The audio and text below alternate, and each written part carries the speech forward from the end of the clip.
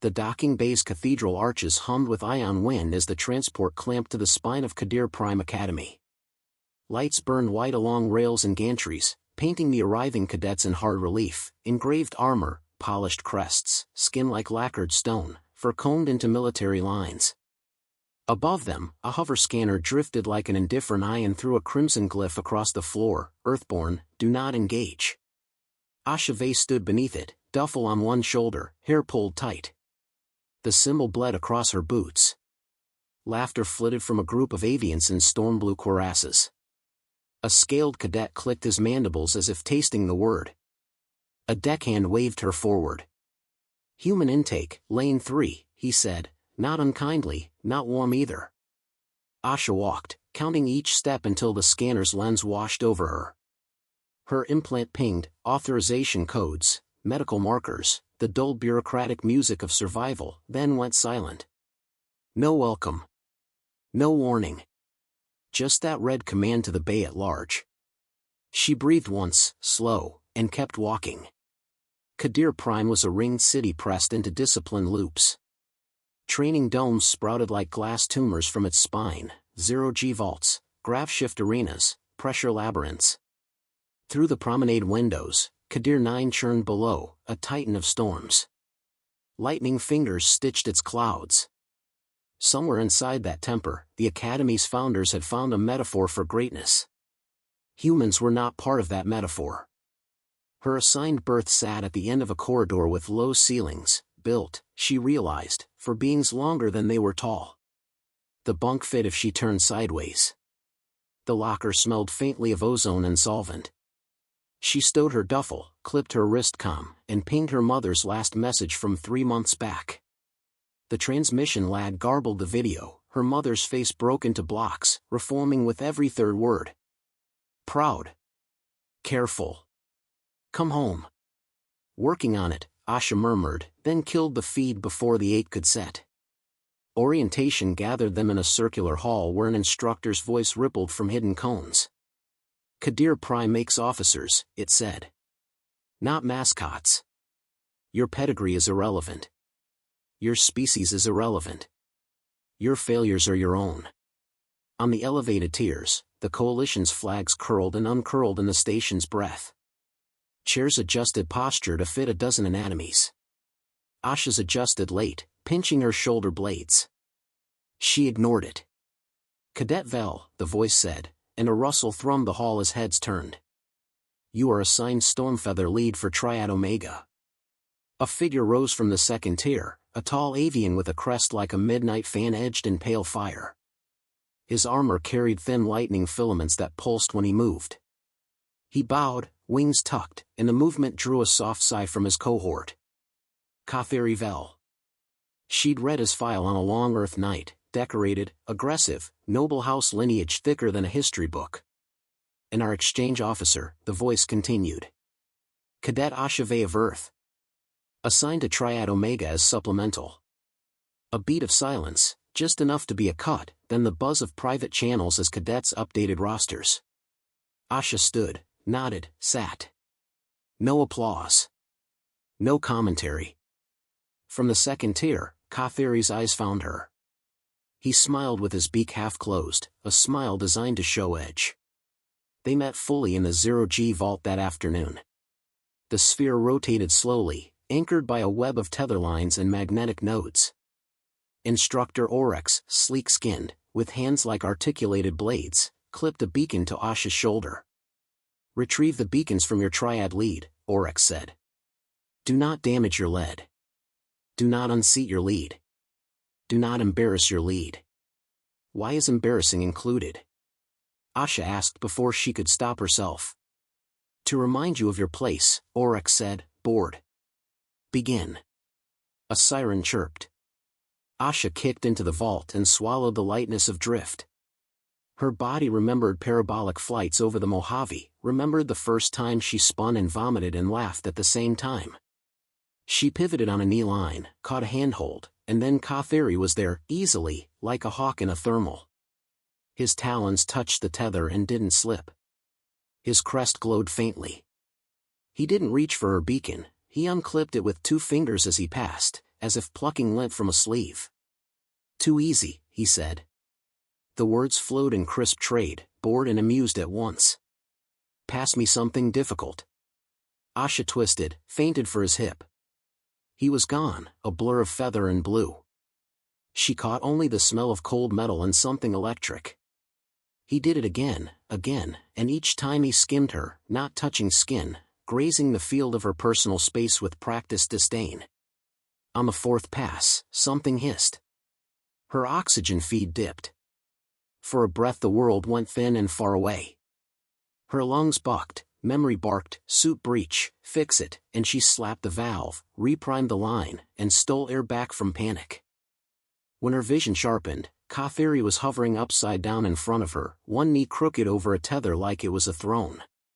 "Fragile," he said. "You require too many hoses." "Some of us don't carry spare air in our heads," she said, then regretted the snap. It gave him a reaction. It fed him. He clucked. "Ah. The pet bites." Oryx called time. Beacons sorted to scores. Khadir's column showed a perfect streak, Asha's sat middle. The vault emptied in a drift of mutters and feather sighs. No one offered her a hand to the hatch. She didn't need one. The hydroponics ring bled green into the corridors, meniscus walls held fields of algae and lattices dripping with nutrient foam. They ran a live fire scenario through there 2 days later. Simulated blaze, temperature up, visibility down. The emergency foam tasted metallic on her teeth. She hauled a fallen cadet from under a beam while others lashed lines and cursed at the heat. Khadir watched from a catwalk, feathers lifted by convection. "How noble," he called above the hiss. "Earth's pet rescues snacks." The rescued cadet, small, furred, shaking, looked at Asha with bright, confused eyes. She locked her jaw against the retort that wanted out. "Not here. Not now." After the drill, in the debrief chamber, Oryx replayed helmet feeds. "Cadet Vey," he said. "You expended 15 seconds extracting a non-essential while your lane target burned." Explanation. "She would have died," Asha said. "Death is a teacher," Oryx replied, then flipped to a different angle. Khadir soared through flames as if heat could not touch him, talons closing on targets with theatrical precision. Applause scrolled in private channels, the kind you didn't hear but felt. In the canteen, humans ate in an alcove by the recycler. Asha ate alone because there were no other humans. Protein sheets, broth, something that wanted to be bread. She took notes between bites, station topography, instructor rhythms, where the cameras blinked. She fed herself information until she felt full. Khadir's cohort passed close enough to rattle her tray. One of them laughed like chimes breaking. He didn't look at her. He didn't need to, his orbit bent others' eyes for him. She learned the ring walk routes by heart. She timed the maintenance drones that scrubbed the windows over Khadir 9. She watched storms creep like thought across the gas giant's latitudes and let their slow, implacable motion tell her something about patience. When the formal sparring rotation slotted her against Khadir, there was no surprise. The arena floor was textured like sharkskin for better traction. Spectators packed the gallery rails, pretending not to be waiting for blood. "Cadet Vey," Oryx said, voice magnified into the bones. "Cadet Vel, non-lethal holds. No weapons. No strikes to the eyes." Khadir rolled his shoulders, feathers whispering. "I will be gentle," he said. "It would be impolite to break an exhibit." "If I squeak, it means stop," Asha said. "You understand safe words?" A ripple of laughter. A flash of teeth from species that didn't have teeth. The circle tightened. He moved first, quick and elegant. She slipped, redirected, felt the wake of him like pressure in water. He was beautiful in motion and knew it, every pivot said, "You cannot catch me." She did not chase. She made him repeat himself. She made him ride the same arc twice, thrice, until repetition dulled ease. "Adaptable," he said, amused as much as annoyed. "Like mold." "Like fire," she said, teeth bare. He lunged, overcommit by a finger's width. She snagged his wrist, turned, and his momentum rolled up her arm. For half a breath she had his balance caged. Surprise flared in his pupils, black on black, but there, and then he flowed out, feathers flaring to blind her, a scent like copper hot on air. Almost, he whispered close to her ear. His breath had a cold edge. You almost existed. Her hand shot for the inside of his elbow. A clean technique, human close quarters, nothing showy. He slipped it again. Vexation pulsed through her. She clamped it down, because anger made hands stupid. Oryx called break. They stepped apart. Sweat cooled Asha's neck in the station's conditioned breath. The gallery murmured, a hive sound, evaluative and hungry. Khadir strolled in a lazy half-circle around her. When he came abreast, he reached out, almost conversational, and brushed the tips of his crest across her cheek. Every avian in the room went very still. Asha did not flinch. She looked at him until the quiet frayed. His smile twitched, just a hair. Do you know what that means? He asked softly. Clean your feathers better, she said. They feel greasy. A hiss traveled the rails. Offense rippled through his cohort like a gust. Oryx's eyes coolly tracked the exchange. He didn't intervene. Of course he didn't. Khadir's crest lifted a fraction more. Bioelectric filaments brightened. You do not belong, he said, louder now, for the gallery. You are the last gasp of a small world. Enjoy the view on your way down. From the floor? Asha said. You must spend a lot of time there. His hand blurred. It stopped an inch from her shoulder. Not a strike, he respected rules when watched, but a promise of one, lacquered and gleaming. Her muscles coiled anyway, old instincts pushing against regulation. The dismissal gong cut the tension. Cadets filed out in half order. A few lingered, waiting for more spectacle, disappointed when none came. On the emptying floor, Khadir leaned in, voice pitched for her alone. They told me not to break you, he said. We will see how long I can obey. He stepped back, wings folding into his armor's spine. He left without looking to see if she watched him go. Asha wiped sweat from her face with the heel of her hand and tasted salt and steel. Above, the gallery's lights dimmed in sequence, a falling line. She stood in the final dark until the stadium AI cleared its throat and suggested, vacate. Back in her berth, she undid her hair and let the knot fall. Her scalp ached where his crest had rasped. She opened her locker and stared at the small square of earth she kept taped inside, a photo of coastal rock, gulls like tiny white commas, her mother's handwriting along the margin, just a date and a weather report. Ordinary. Precious. She kissed 2 fingers and pressed them to the image. Then she retied her hair, tighter than before, and set her alarm for an hour before the hour. They wanted her to fail. Fine. She would make failure wait for her. And wait. And wait. The council chamber hung like a hollow jewel above the academy's spine. From the gallery below, cadets could glimpse its translucent walls and the silhouettes moving inside, admirals, house envoys, instructors cloaked in protocol. The chamber was not meant for cadets, but rumors leaked through vents and mess lines faster than plasma. Earth's worth is under review. The whisper reached Asha before dawn, slipped between shifts during a weapons drill. While others oiled claws, polished scales, or recalibrated ocular augments, she sat cross-legged on the floor tightening the straps of her exo-harness. Whispers became laughter when Khadir entered, crest shimmering like embers in darkness. Review, he said, loud enough to carry. That is polite language. What they mean is eviction. Earth squats in the coalition like vermin in a cathedral. The cadets around him chuckled. Asha kept her gaze on the strap, pulling it taut until the buckle bit her palm. She would not give him her eyes. He fed on them. The hydroponics ring transformed that week from lush cathedral of green into a crucible. Simulated fire licked upward, leaping across nutrient lines with convincing fury. Heat blew in waves, thick with the smell of burning polymer. Instructors barked objectives: secure conduits, contain blaze, rescue down cadets. Smoke cut vision to a blur.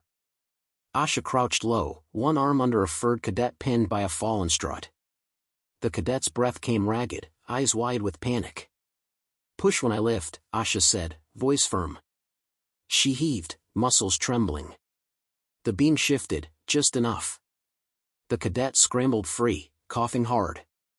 Foam sprayers thundered overhead, clouds rolling across green walls, smothering fire. Through the chaos, Khadir's voice soared clear as a horn. Earth's pet rescues vermin while her objectives burn. Some cadets laughed despite the smoke. Others ignored him, too busy hacking through fire with plasma saws. Asha ignored him too, jaw clenched, moving with the rescued cadet toward safety. When the alarm klaxon fell silent, the ring lay gutted, plants blackened, walls dripping chemical residue. Debrief came swift. Instructor Oryx replayed helmet feeds on the central hollow, his tone flat as ever. "Cadet Vey," he said, pausing as her feed showed the rescue. "You diverted mission time to save a casualty. Your target remained unsecured." "She was alive," Asha replied evenly. "Alive is temporary," Oryx said. "Objective failure is permanent." The hollow shifted to Khadir's footage, the avian cutting through flames with wings spread wide, talons snatching targets as if fire bent around him. His cohort applauded through private channels, the soundless ripple of approval. Khadir bowed slightly. "Efficiency is elegance," he said. Oryx dismissed them. The cadets streamed out, chatter buzzing. Asha lingered a moment, staring at the frozen frame of herself dragging the cadet through fire. Her failure, according to their metrics. Her truth, according to her bones. Later, in the canteen, her tray rattled as Khadir's group brushed past. He leaned close enough that she felt the draft of his wings. "You saved one," he said. "One that will die in another drill, another flame. Do you know what you proved?" Asha set down her fork with care. "That I don't step over the dying to look impressive." He smiled with slow cruelty. "No. You proved you are still Earthborn. Sentimental. Soft." Before she could answer, he raised his voice so the room could hear. "Tell me, human, how many will you drag before you realize you are the dead weight?" Laughter broke, hard and jagged. She gathered her tray, stood, and left without a word. Pride demanded she answer. Discipline told her silence cut sharper. The next day, sparring drills rotated again. This time in the grav-shift arena where weight fluctuated between bone-crushing pull and near-float and erratic pulses. Instructors delighted in it, combat required adaptability.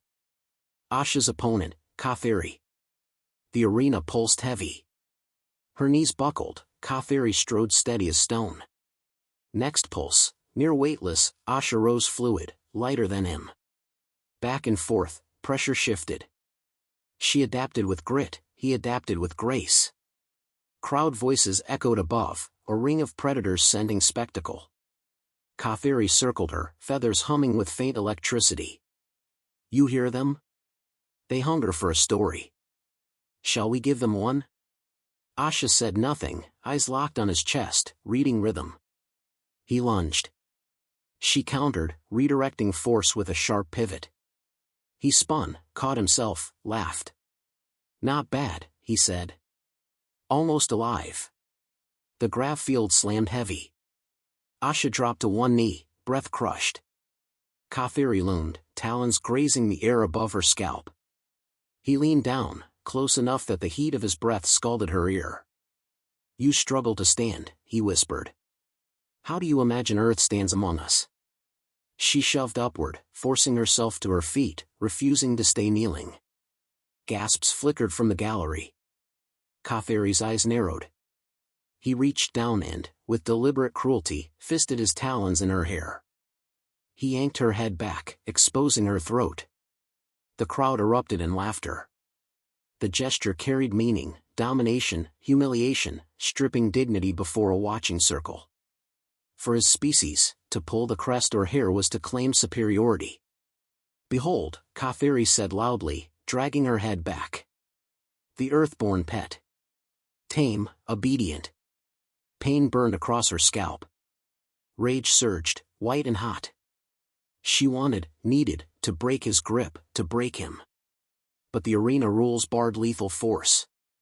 To act now meant expulsion, disgrace, Earth's erasure. So she froze, staring at the gallery upside down, every laugh etching itself into memory.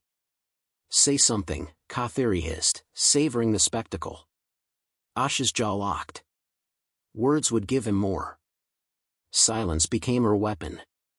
When the graph shift eased, she twisted free with a sharp jerk, nearly ripping hair from her scalp.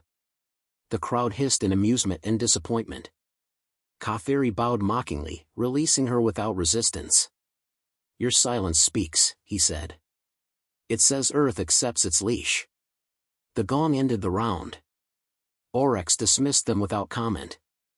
The gallery's laughter trailed after her as she walked out, spine straight, hands trembling only once she reached the corridor shadows. That night, she sat alone on the observation deck, forehead against the cold glass. Below, Khadir 9 roiled in endless storms, white bolts slicing clouds with indifferent fury.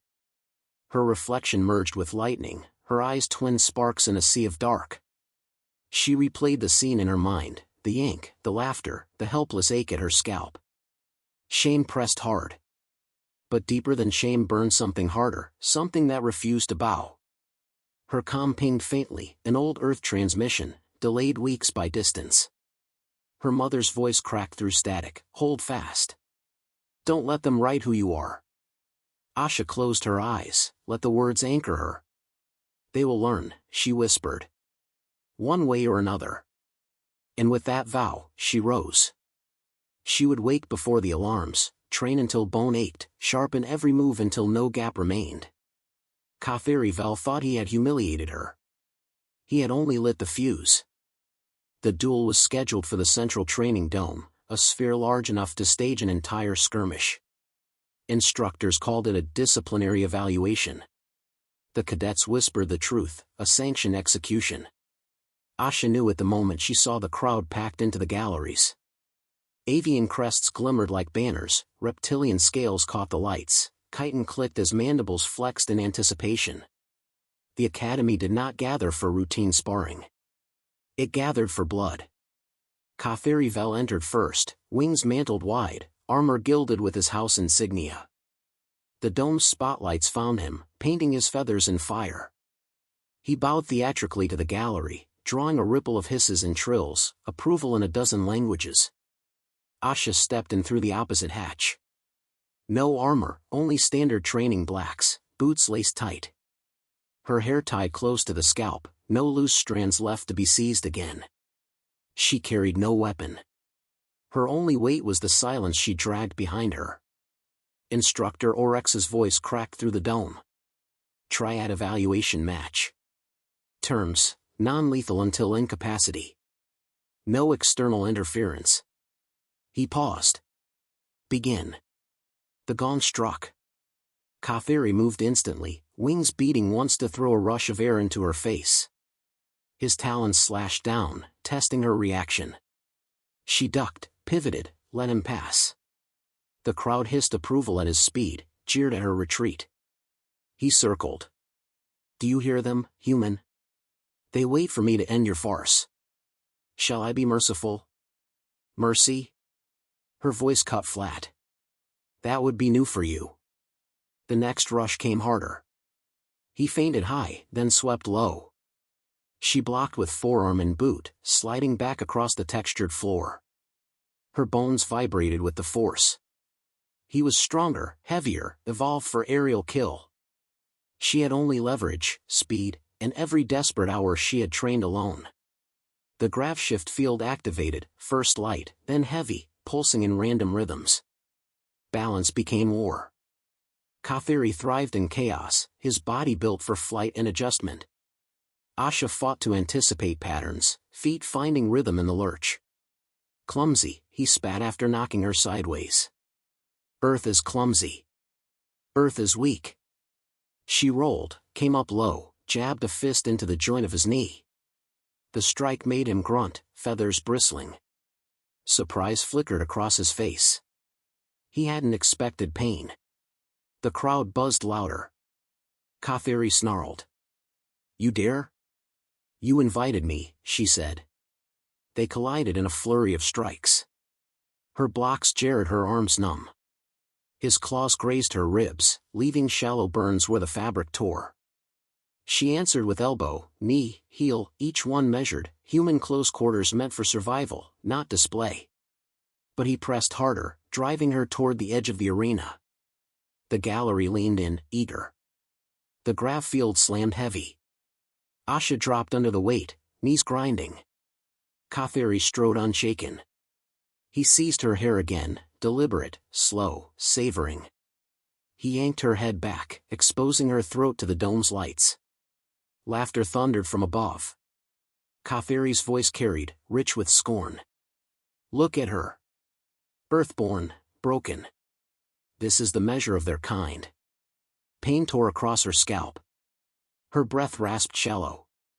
She locked her hands around his wrist, fingers digging into the grooves between tendons. Rage did not blind her, it clarified. The world narrowed to a pulse, a joint, a spine. "Say it," Khadir demanded. "Say you kneel." Her voice came calm, a whisper meant for him alone. "You should have left me standing." She twisted. Body torque, hip rotation, wrist lock, techniques drilled until instinct. His balance shifted, just slightly, but enough. She drove her elbow up, under the joint, forced his arm across her chest. Bones creaked. He roared, tightening grip, but she leaned into it, dragging his center of mass forward. Then she struck. A sharp, brutal upward jerk. Something inside his back gave way with a wet crack. The laughter stopped. Khadir's eyes widened, shock overriding arrogance. She didn't stop. Both hands gripped, pulling, twisting in a motion older than any academy, older than any duel. Vertebrae separated. Ligaments tore. His spine came free into her hands, long and pale, slick with bioelectric sheen. His body crumpled, wings collapsing in a heap of feathers and silence. The dome froze. Asha stood over him, chest heaving, his spine clutched like a weapon. The red scanners flared across the arena. "Earthborn, do not engage." No one moved. No one spoke. Even Oryx's voice faltered before the silence. Finally, he said, "Match concluded." The words rang hollow in the stunned quiet. Asha dropped the spine onto the floor with a dull slap. She looked at the gallery, meeting the eyes of every cadet who had laughed. Her gaze lingered until each looked away. Then she walked out, steps steady, leaving Khadir's broken form behind. The aftermath unfolded in chambers above her reach. Counselors debated in hushed, frantic tones. Killing the heir of House Vey would have consequences. But to punish the human meant acknowledging that the duel had been engineered for her humiliation. To ignore it meant admitting a human had bested an elite. In the mess, whispers shifted. Where once she had been invisible, now silence followed her.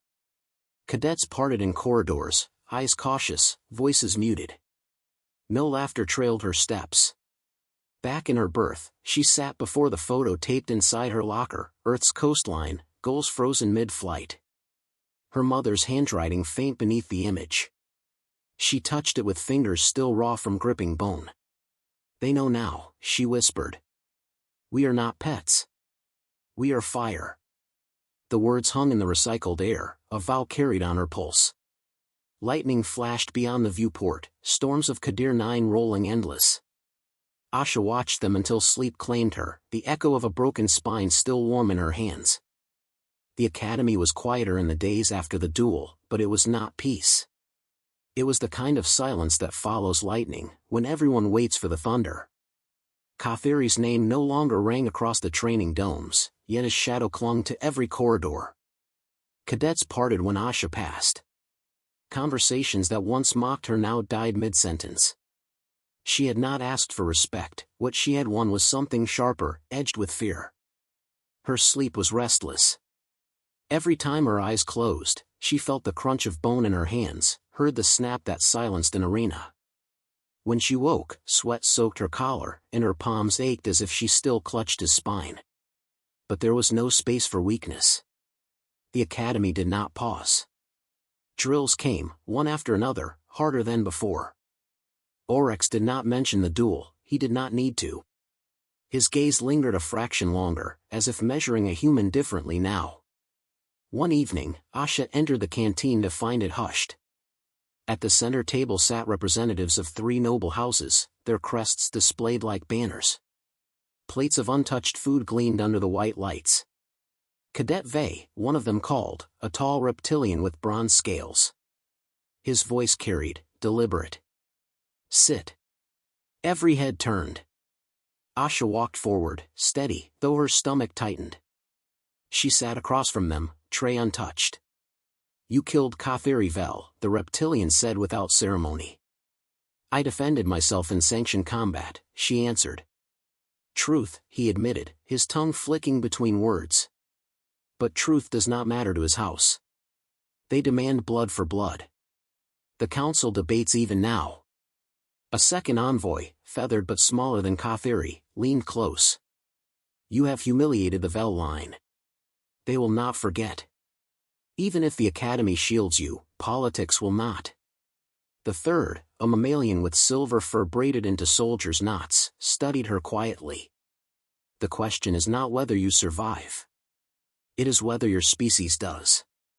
Earth hangs on your name." Asha set down her fork. "So what happens if I fall?"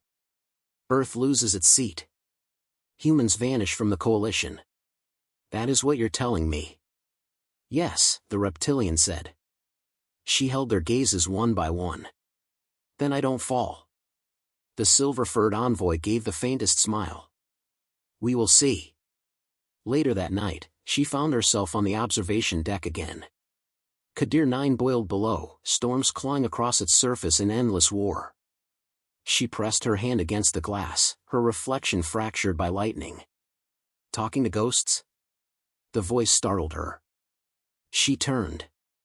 A cadet she recognized, a smaller avian, Khadir's cousin, crest duller but eyes just as sharp, stood in the shadows. "You've been waiting for me," Asha said. He stepped closer. Khadir was arrogant, but he was family. "My family. Do you understand what you've done?"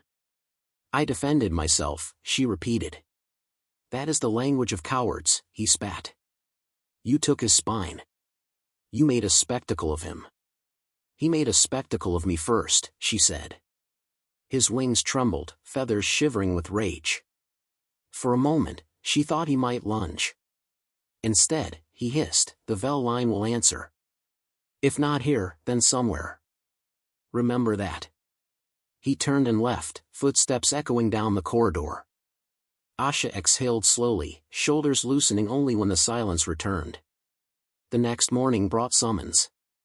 Instructor Oryx escorted her through a narrow hall into the council chamber itself. Translucent walls glowed with Khadir's storms, framing the silhouettes of gathered officials. Cadet Asha Vey, the presiding voice intoned, deep and resonant. "Do you understand why you stand before us?" "Yes," she said. "Because I lived." A ripple went through the chamber. Some murmured disapproval, others amusement. The presiding officer, a massive being of crystalline form, inclined its head. "You killed Khadir Prime, heir of his line," it said. "The duel was sanctioned, yet the act carries consequences. His house demands retribution." Asha stood straight. "If you strip Earth's place for that, then you prove every human voice right. That the coalition is not alliance, but empire." "Bold words," the crystalline officer said. "Do you claim to speak for your world?" "Yes," she answered. "Because no one else is here to do it." Silence. Then, from the far side, another officer leaned forward, a furred elder with gray whiskers. "She has already proven what humans bring. Ferocity. Adaptability. The courage to face giants. I say Earth has earned its seat." Others argued back, voices colliding in a storm. Asha listened, jaw tight, until finally the presiding officer raised a glowing hand. "The council will not strip Earth's seat," it declared. "But know this, you walk a knife's edge, human. Every step you take reflects on your kind. Do not falter." Relief washed through her chest, tempered by the weight of what came next. One misstep, one failure, and Earth would pay. When she returned to her berth, exhaustion hit. She collapsed onto her bunk, staring at the photo taped inside her locker. Waves crashing against Earth's coast. Her mother's handwriting still crisp. She whispered, "We're still here." Sleep claimed her fast, dreamless and deep. But peace lasted only hours. At dawn, the klaxons blared. Emergency alert. All cadets summoned to the central arena. Asha joined the stream of bodies rushing through corridors. In the dome, Oryx stood waiting, his blade-like hands clasped. "House Vel has issued challenge," he said. "Not to one cadet. To humanity itself. Their champion demands combat.